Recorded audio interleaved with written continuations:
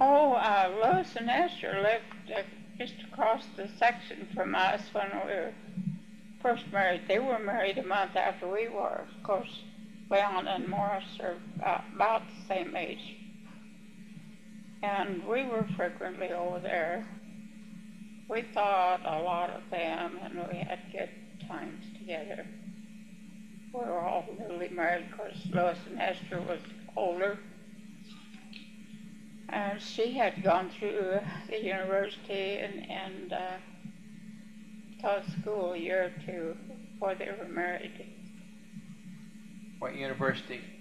Friends University in Wichita. Where were Dale and Alice? Where? They lived at that time on a farm down south of North Branch, perhaps 10 miles. Down by the Pearsons? And pretty close to the Pearsons.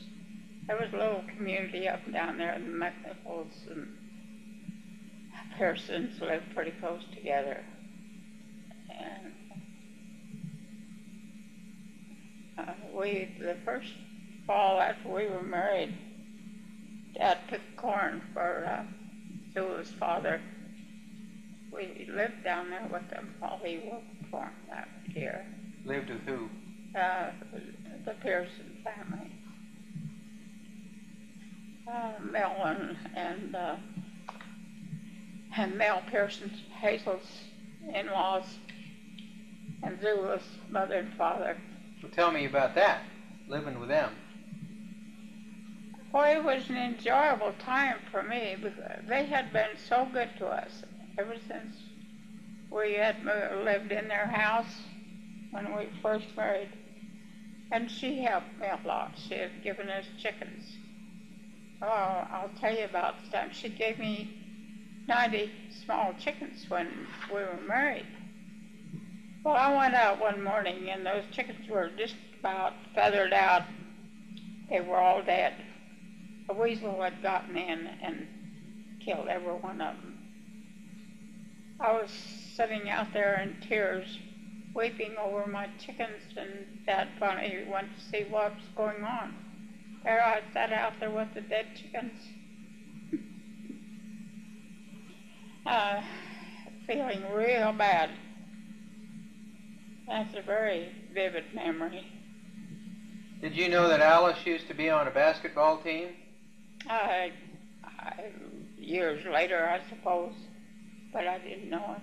You knew Dad was on a basketball team? Yeah. Did you ever see him play basketball? By the time I knew him, they had what they called a town team that went and played various other pickup teams like that.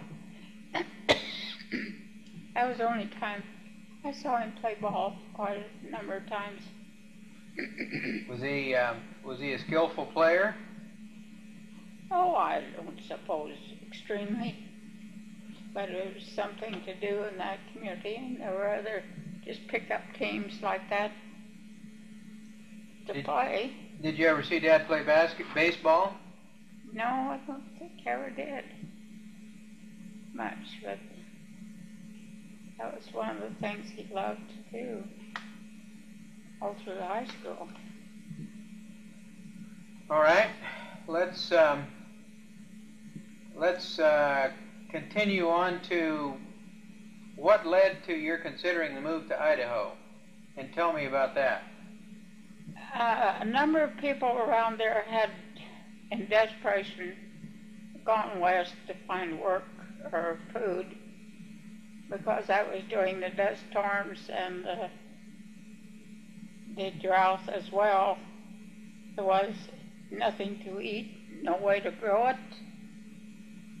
You had to do something, either depend on the government dole or go look for something better. That's what a lot of people had done. So by that time, Dad Jeffery decided that we'd all go west and find work. That's what we did. Tell me about the move. We had a small sale and sold what few articles one had, and we got in his car. He had a car of some kind. I don't remember what it was. Must have been an old Chevy. And we started for Idaho in March.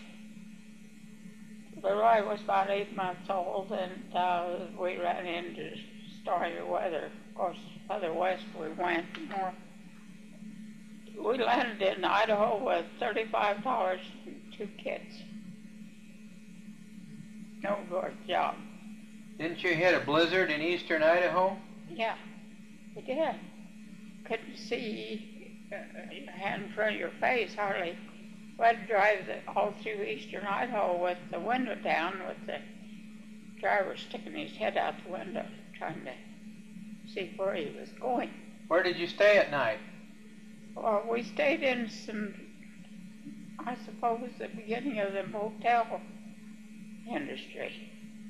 But I have no recollection of, we did our own cooking. Each one of those little places at that time had a place you could cook a little something. But I don't know what we ate. So you arrived in the Greenleaf area in March? Yeah. Then what did you do? And we stayed with some people that Jeffery had known. They were Jewell County people that had, and was an aunt of Zula Jeffery. So they put us up for a while, a few days, till we could find a place to live. And by that time, field work had started out in that valley, and we could get a little day work. And we rented a small house from the Hanson, and if I remember right, there were 3 rooms. There was Dad, Jeffery, Wesley was ready for high school, and I had just graduated. Dad and me and the 2 little boys. Well, all of us lived in that small house. Where was this house? In Greenleaf. Yes, but where?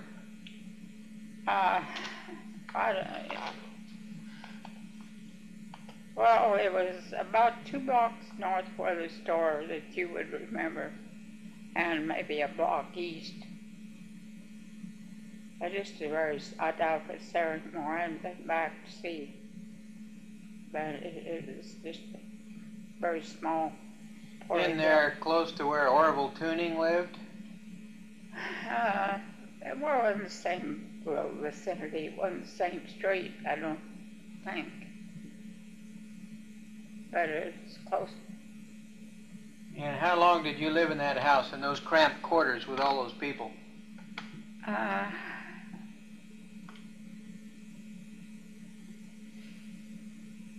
Then, well, I don't remember how much time had gone by, and John, my brother, came out to go to school. He was trying to find a place to get into high school. And we had moved to a little old shanty in the west of Greenleaf. And Dad Jeffery and Agnes and Wesley had rented a house north of where we had originally lived. And that's where he passed away. He died in that house. The old Stansfield house?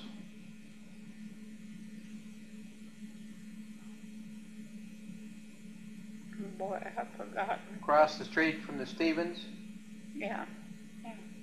Opposite, down a little ways. Big house. It was pretty decent for those times, yeah. And that's where he was when he got sick. Passed away in that house. How long had you been there when he got sick? You mean all of us in Idaho? What year did you move to Idaho? That was 36. 36, and he died in 37. You were there 1 year. Tell me about him getting sick. Well, he was, they just started having stomach trouble. And he just kind of went downhill, and the doctors decided they were